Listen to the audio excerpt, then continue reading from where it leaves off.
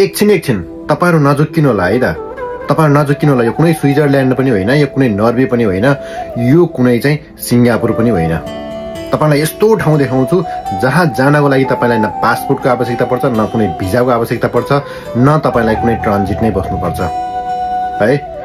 यति सुन्दर ठाउँ तपाईलाई देखाउँछु, ल हेर्नुहोस् यो नजारा। यति सुन्दर ठाउँ, यस्तो राम्रो भ्यू कुन ठाउँ होला, कहाँ होला भन्ने तपाईलाई दुलार हुन सक्छ। यो ठाउँमा जान पाए हुन्थ्यो भन्ने तपाईलाई पक्कै लागेको हुन सक्छ। यो ठाउँ चाहिँ म चिनाउँछु। यो अन्त कहीँ होइन, तपाई हाम्रै नेपालमा भएको हाम्रो रुकुम पश्चिममा रहेको चाहिँ स्यारबुताल हो। हेर्नुहोस् यहाँको भ्यू। अहिले यति बेला आन्तरिक पर्यटक र बाह्य पर्यटक, अन्तर्राष्ट्रिय पर्यटकको चाहिँ एकदम आकर्षक बिन्दु हैन। लगभग धेरै मान्छे चाहिँ अनिवार्य जानुपर्छ भनेर सबैजना गइरहेको एकदमै आकर्षक बिन्दु हो यो चाहिँ स्यारबुताल है।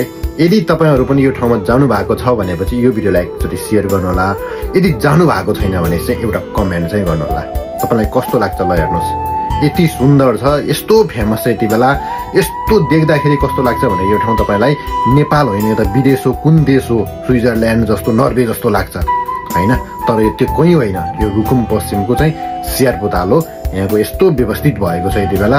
त्यो भएर तपाईहरु यदि जानु भएको छैन भने चाहिँ एकचोटि घुम्न चाहिँ जानुहोस् है त।